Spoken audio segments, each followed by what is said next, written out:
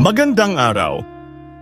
Sa video na ito, ating tatalakayin ang Kartilya ng Katipunan, isa sa pinakamahalagang akdang nagsilbing gabay ng mga bagong kaanib sa kataas-taasang, kagalang-galangang katipunan ng mga anak ng bayan o KKK. Ang Kartilya ng Katipunan ay naglalahad ng mga tuntunin at prinsipyong kinasasaligan at pinaniniwalaan ng samahan, mga aral na humubog sa pag-uugali, paninindigan at pagmamahal sa bayan ng mga katipunero. Ang unang edisyon nito ay may pamagat na Katungkulang Gagawin ng mga ZLEB na nangangahulugang anak ng bayan, at sa kapahintulutan ni Andres Bonifacio ay ginamit ng katipunan ang kartilyang isinulat ni Emilio Jacinto. Sa kasalukuyan, bilang pag-alaala at pagpapahalaga sa akdang ito, mababasa ang Kartilya ng Katipunan sa Bantayog ni Bonifacio at ng Revolusyon ng Katipunan sa lungsod ng Maynila. Sa pagpapatuloy ng video na ito, isa-isang ipaliliwanag ang mga turo ng Katipunan sa paraang simple at madaling maunawaan upang masuri natin ang kanilang kahulugan, mensahe at kabuluhan. Hindi lamang noong panahon ng Katipunan, kundi maging sa ating buhay bilang mamamayang Pilipino sa kasalukuyan. Tara at simulan natin ang pag-unawa sa mga aral na minsang gumabay sa landas ng kalayaan ng ating bayan. Panimula ng unang edisyon ng Kartilya.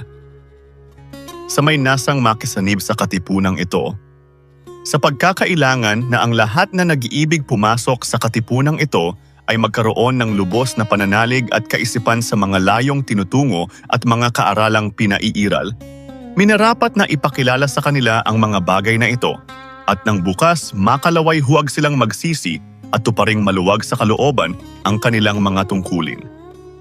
Ang kabagayang pinag-uusig ng katipunang ito ay lubos na dakila at mahalaga.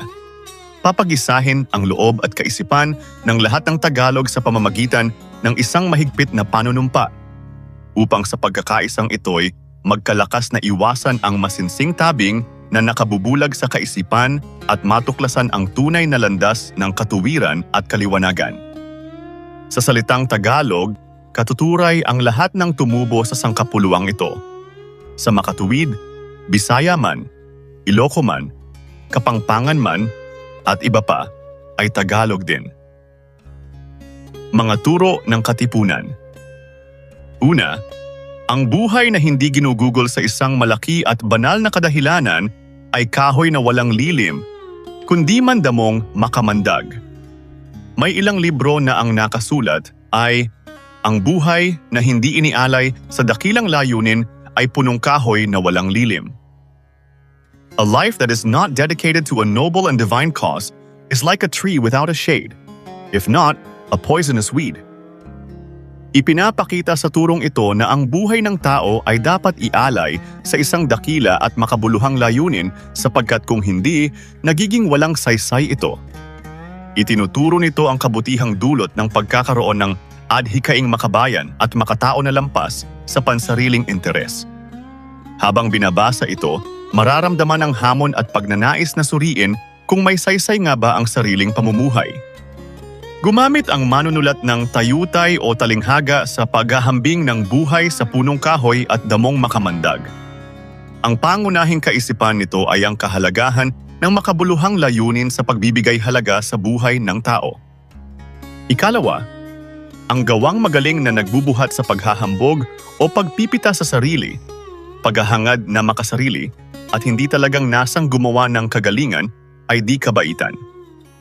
A deed that is motivated by self-interest or self-pity and done without sincerity lacks nobility. Tinalakay sa turong ito ang tunay na kahulugan ng kabutihan sa paggawa ng mabuting gawain. Ipinapaalala nito na ang kabutihan ay hindi nasusukat sa panlabas na kilos, kundi sa dalisay na hangarin ng puso. Nagdudulot ito ng damdaming mapanuri at mapagmuni-muni sa sariling intensyon sa pagtulong sa kapwa. Ang paraan ng pagpapahayag ay tuwiran at mapagbabala. Ang kaisipan ng turo ay ang pagiging tapat at wagas sa paggawa ng mabuti, hindi dahil sa papuri, kundi dahil ito ang tama.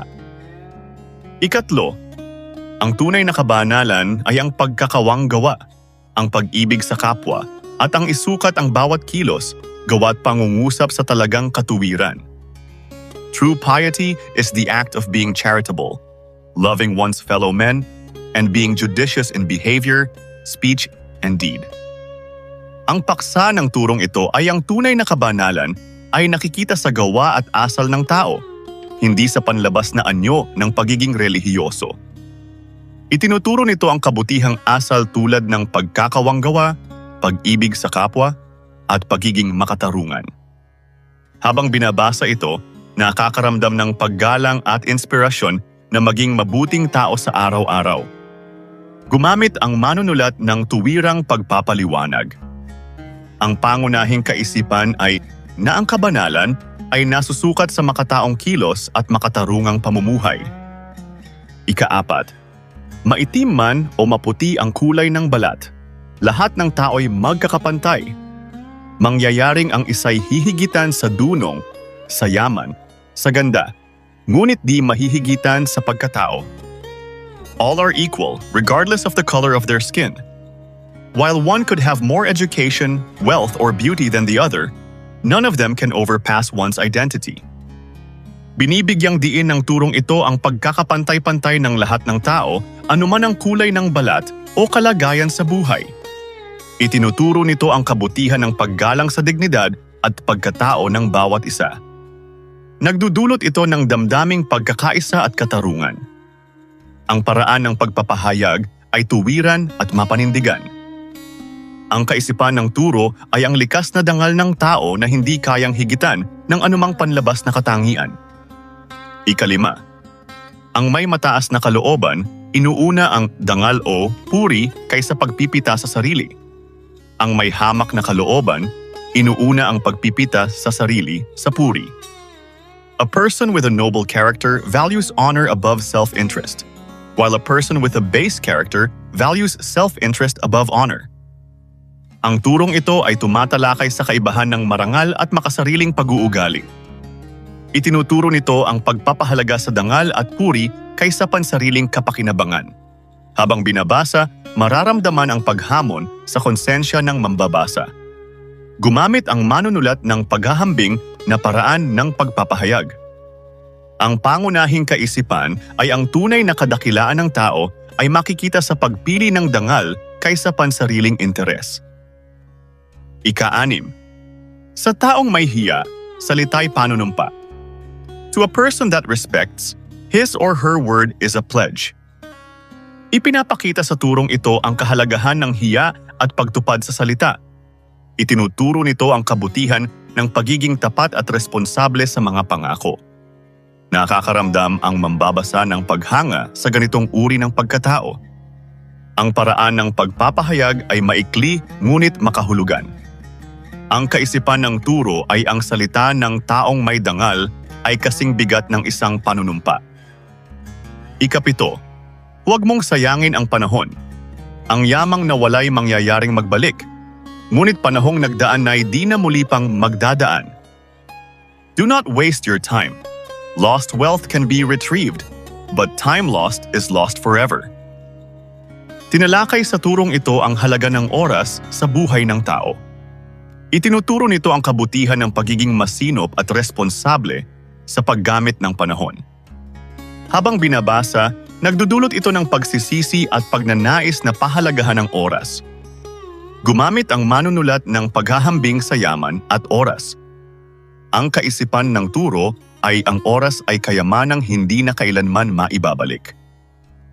Ika-8, ipagtanggol mo ang inaapi, kabakahin ang umaapi. Defend the oppressed and fight the oppressor.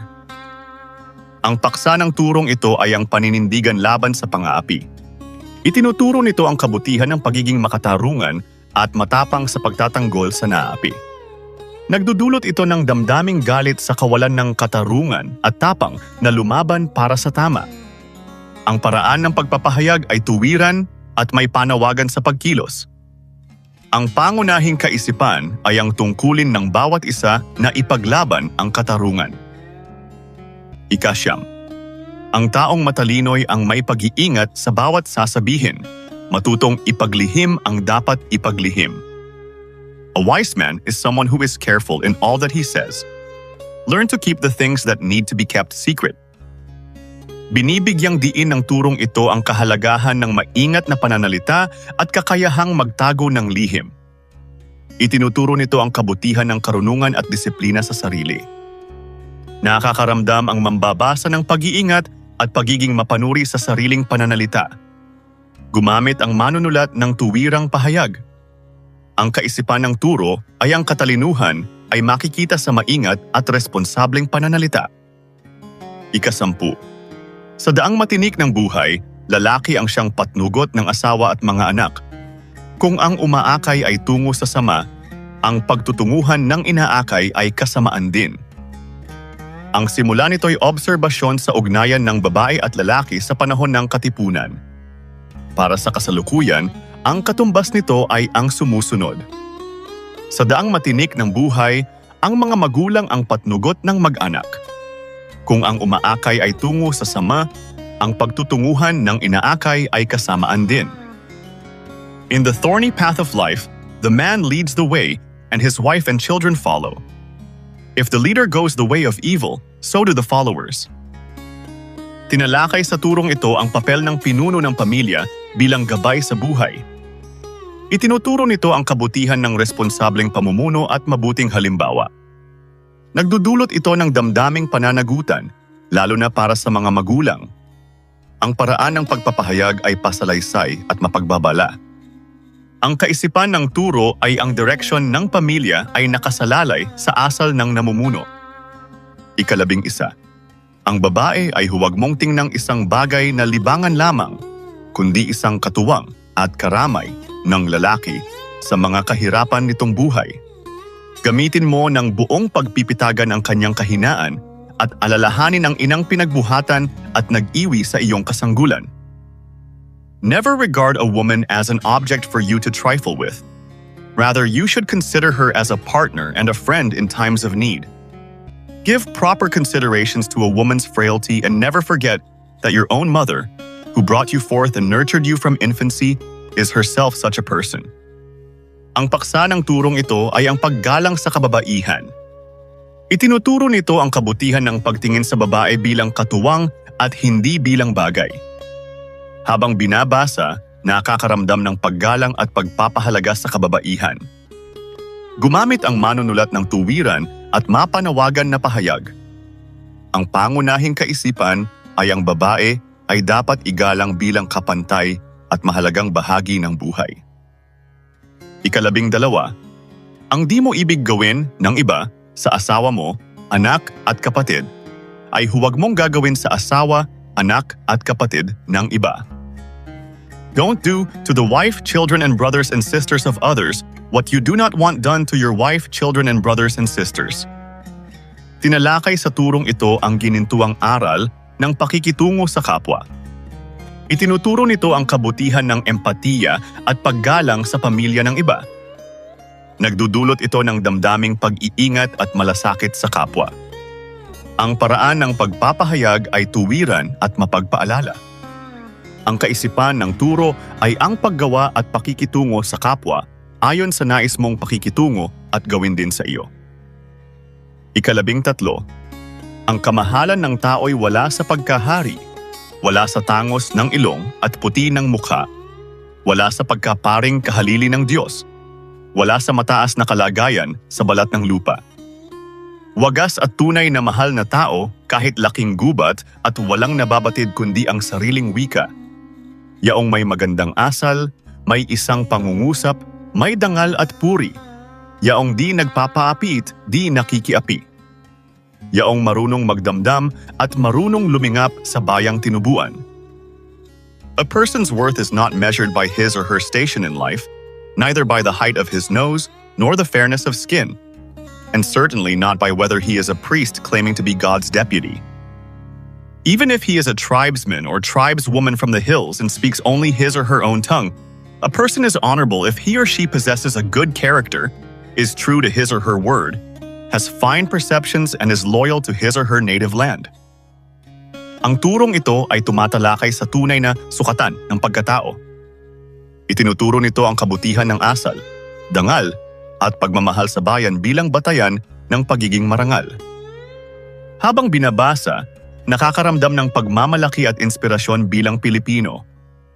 Gumamit ang manunulat ng detalyadong paglalarawan at pagbibigay diin. Ang kaisipan ng turo ay ang tunay na dangal ng tao ay nagmumula sa mabuting asal at pagmamahal sa bayan. 14.